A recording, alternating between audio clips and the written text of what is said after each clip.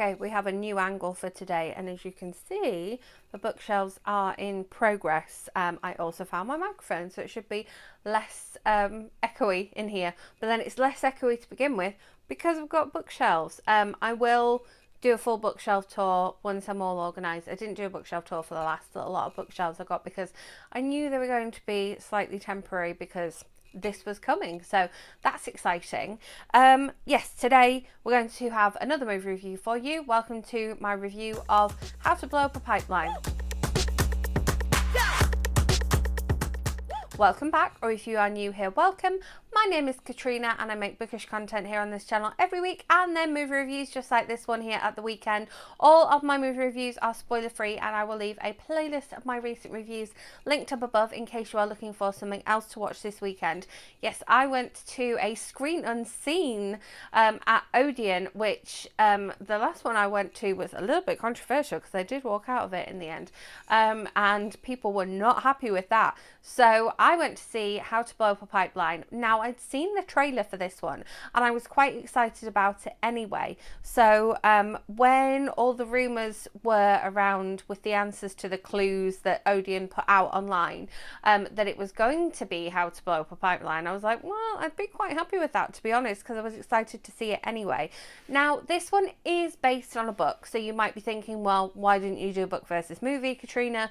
A, because I didn't know that that's what I was definitely going to see, and so I thought I might not be seeing this until it comes out this next weekend.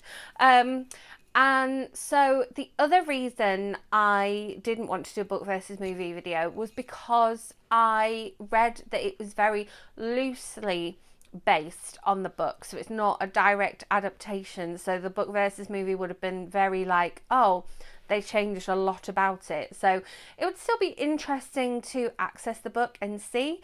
But overall, I would say I really enjoyed the movie. And I kind of knew that I was going to really enjoy the movie. And so I'm quite happy that I was given this opportunity to see it in a rather kind of unconventional way.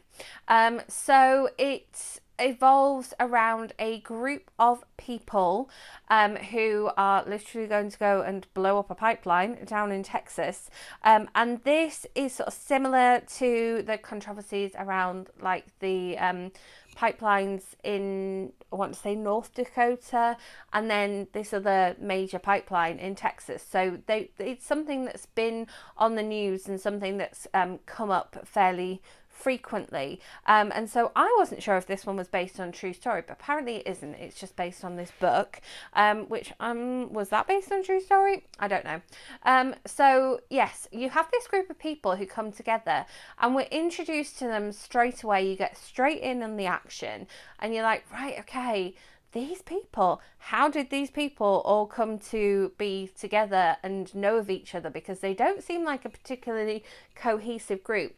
And then the really clever thing about this film, the thing that I probably liked best about this film, was the fact that we have these flashbacks where we get to see the background of why these people specifically want to blow up this pipeline, why they have an issue with the oil company, why they have an issue with the location of the pipeline, why they have an issue with the oil refineries, and that's where it gets really interesting, and that's where I think you can tell that it is an adaptation of a book because of the way it's structured. It's very much structured like a novel, giving you the big picture and then bringing in and pulling in the threads of how these characters came together and how the plot was born. And so it was through these flashbacks that you really get to know the characters and get to know their motivation, also how they are involved with each other. So you have a sort of, not a main character, but a main person whose kind of idea was this and has recruited quite a lot of the other people. But then there's all sorts of different motivations that make each of these people a little bit dangerous and a little bit like, oh, do we want this person involved around dangerous explosives?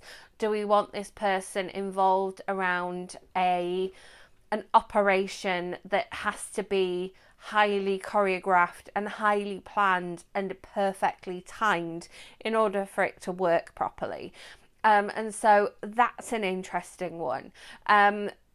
it's a real range of characters, and so in terms of going and watching it and sort of identifying with someone or sympathizing with somebody's reason for being there, I think that you will manage to find somebody that you can identify with, or somebody that you actually do sympathize with, because there is such a random mix of people.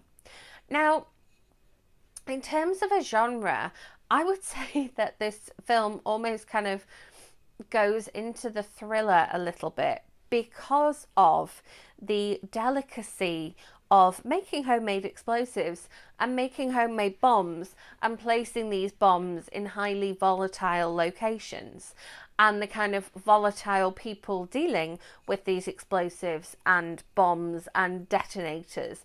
And so I did find myself holding my breath on a couple of occasions, or kind of like looking from behind my hands, because it had got to the point where it was really quite tense and I was really quite worried that something was going to happen, or something was going to go wrong, or they weren't going to pull it off. And so in essence, the sort of main bit of the film of them actually placing things to blow up the pipeline is quite simple and straightforward, because they need to come together, they need to make the stuff, they need to place the stuff, they need to detonate the stuff. But then the people involved are what complicates the storyline, what gives it that tension, and what gives it that human interest side of it. So I thought it was a really good film. Is it something that you have to see on the big screen? No. I mean, in terms of like special effects and cinematography and editing and things like that, I think it's not something that has to be seen on the big screen. However, I thought that the sound was really interesting, because we go from some really kind of like quiet and tense moments to some really quite loud and chaotic moments. And so I think that the sound that you get in the cinema definitely benefits that. And then the fact that you do have that tension, that kind of like, will they, won't they, is something going to go wrong here kind of aspect as well. I think that if you're sitting watching this at home, if you're streaming this at home, then you will lose a little bit of that tension, because you'll be distracted by whatever it is that you're eating, going and sorting out the washing up, having your phone there, getting changed, getting up to go to the toilet, whatever. And so I think that the sort of edge of the film will be softened if you do watch it at home. Should you pay your cinema going money to go and see this one? I think that if you are looking to go with a partner or a friend as part of a night out, and then have a discussion afterwards, like on the journey home or over a meal, I think it makes for a really good discussion, because there's a lot around the ethics of, you know, whether this was the right thing to do or not. And so, yeah, I really recommend it. As always, if there is a particular thing you want me to go and watch at the movies this week and review for you next week, do let me know in comments. If you enjoyed this video, give it a thumbs up. Make sure you are subscribed and hit that notification bell so that my next bookish video and my movie content next week lands in your subscription feed. And I will see you with my next video. Thanks for watching.